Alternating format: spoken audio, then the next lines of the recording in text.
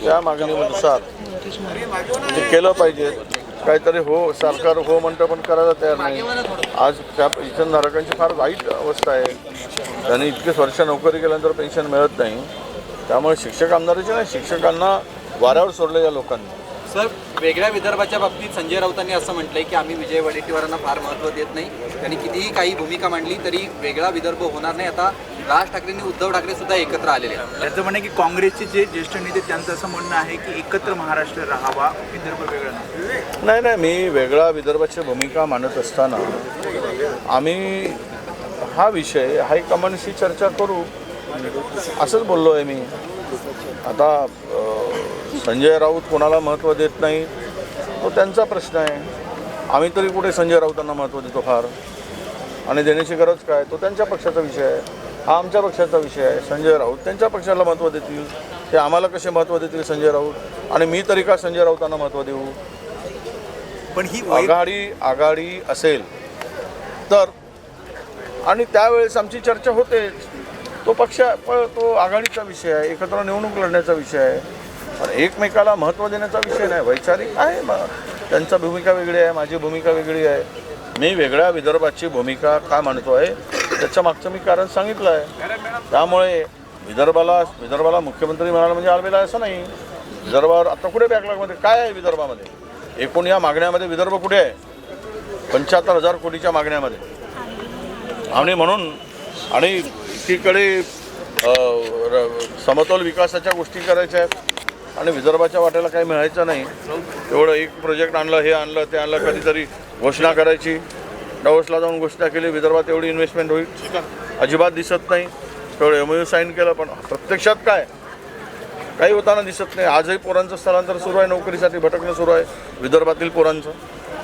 युवक बाहेर जात आहेत, वाटेल ते काम मिळत आहेत, तेलंगणामध्ये जाऊन काम करत आहेत. दर वर्षाला या 3-4 जिल्ह्यातील केवळ मिरची तोडायसाठी जाणारा जो मजूर आहे तो या 3-4 जिल्ह्यामधून लाखभर मजूर आंध्रामध्ये जातो, तेलंगणामध्ये जातो.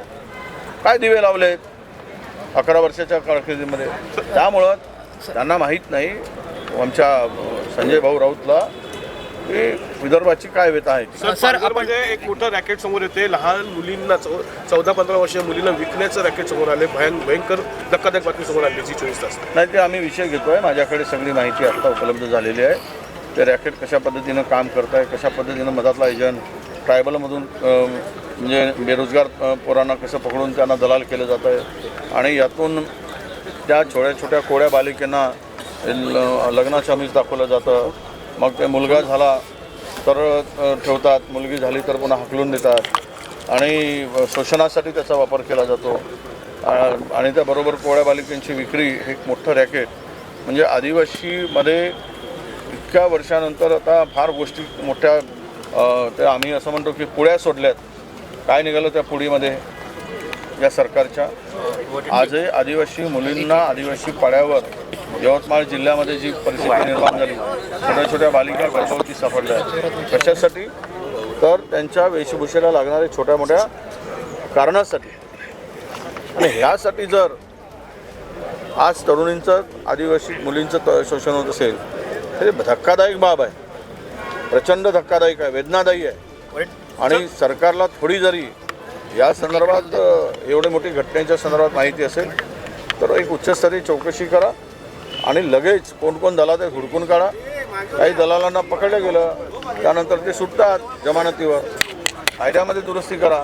पण कोळ्या मुलिकांचा हा असला घाणेरडा जो व्यवहार चाललेला आहे त्यावर कडक उपाययोजना केली पाहिजे. सर, 5 प्रकरणामध्ये अजितदादा म्हणतात का अधिकाऱ्यांची चुकी आहे? सर, त्याच्यावर अधिकाऱ्यांचीच चुकी आहे. बरोबर आहे. उद्या जर हे उघडकीस आलं नसतं तर मग जमिनीचा मालक अधिकारी झाले असते ना. वरटीवरची म्हणजे उघडकीस जर आले नसते प्रकरण, मुंडवा प्रकरण, तर मग जमिनीचे मालक उद्या ही जमीन ज्यांनी घेतली ती जमीन अधिकाऱ्यांच्याच नावाने करून दिली असती. त्यामुळे ते अधिकारी दोषी आहे. प्रकरण आहे. मुंबईतील अनेक मुलं आहेत, सर्रास त्यांना पळवलं जात आहे. आणि या सगळ्यामध्ये आता सरकार कुठेच लक्ष घालत नाही आहे. राज ठाकरेंनी पत्र लिहिलेलं आहे. त्यांचं म्हणणं आहे की 30 उत्तरं देऊ नका. या टोळ्या कुठून निर्माण होतात त्याचा शोध घ्या. मुंबईतल्या मुली मुंबईतल्या मुली असतील, मुलं असतील, दररोज पळून बेपत्ता होण्याचं प्रमाण वाढलेलं आहे. अरे राज्यामध्ये तर 2,56,000 महिला आणि तरुणी अत्यापायी गायब आहे. हे सांगतात की आमचं शोधण्याचं आम्ही शोधून काढलेल्या किमान 80% सापडले आहेत, आम्ही शोधले आहेत. हे सगळे बोगस आकडेवारी देतात. कुठलीच मुली अजूनही त्या ठिकाणी मिळत नाही आहे आणि हे रॅकेट आहे.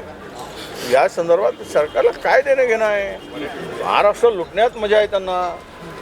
बाकीच्याची काय कुठल्या विषयाचं गांभीर्य आहे? हे असं हे असंवेदनशील सरकार आहे. त्याला ज्या सरकारच्या संवेदना मेल्या आहेत असं हे सरकार या राज्याच्या भोकांडीवर बसलेलं आहे. पण असंही आहे ते म्हणत आहे की 30 उत्तरं देऊ नका, 30 उत्तरं देऊ नका. कारण जी मुलं बेपत्ता होतात त्यानंतर सांगितलं जातं की इतकी मुलं सापडली, त्यांना घरी पाठवलं. पण जी टोळ्या निर्माण होतात त्याला जबाबदार कोण आहे? बसस्टॉपवरती असतील अशा भिकारी असतील त्यांचा DNA टेस्ट करायला नको का? DNA टेस्ट करायलाच पाहिजेत. आणि गृह खातं काय झोपलं आहे का? काय करतंय गृह खातं? गृह खात्याची जबाबदारी नाही. हे रॅकेट शोधून काढण्याची त्यांच्याकडे स्वतंत्र यंत्रणा आहे. अशा प्रकारांच्यावर लक्ष केंद्रित करायसाठी राज्यांनी स्वतंत्र यंत्रणा राबवली पाहिजे. इतक्या मोठ्या प्रमाणात माझ्या महाराष्ट्रामध्ये मुंबईमध्ये मुली गायब होत असतील आणि 2-4 भेटले की पुन्हा सांगतात पेपरला बातमी देऊन आम्ही शोधून काढला. आत्ताही मी काल परवा चिमूरमध्ये एका अल्पवयीन मुलगी गायब आहे. मी अजूनही ती शोध लागल्या जात नाही. महिनाभरापासून नाही करत काही कारवाई. सर 5 तोड प्रकरण विरोधक शेवटचे दिवस आहे, अजून काय पुढे हालचाल करणार? हे बघा असं आहे, एक तर ह्या सरकारची मानसिकता मुख्यमंत्र्यांनी बोलून दाखवली पार्थ पवारांच्या संदर्भात आणि त्यामध्ये पुन्हा उपमुख्यमंत्र्यांनी बोलून दाखवली. दोषी कोण? या सरकारची मानसिकता आहे का कारवाई करायची? आम्हाला कोर्टातच जावं लागेल आणि कोर्टातूनच ही बाब सोडवावी लागेल. राहिला विषय आजचा आता अंतिम आठवड्याच्या ठरावामध्ये जमिनींचे विषय आहे. आज आहे चर्चा ढकलत आहेत ना. 10-10, 20-20, 25-50, 50-50 लक्षवेधीमुळे वेळ जातोय सभागृहाचा. आणि ज्या बेसिक मुद्द्यावर चर्चा व्हायला पाहिजेत आमच्या विरोधकांच्या प्रस्तावावर चर्चा झाली नाही. आता अंतिम आठवड्यावर कधी चर्चा होईल? आजही पुन्हा 15-20 लक्षवेधी लावले आहेत. मग रात्री 8 वाजता 9 वाजता चर्चेला सुरुवात होते आणि त्यामध्ये कोणी ऐकायला तयार नाही.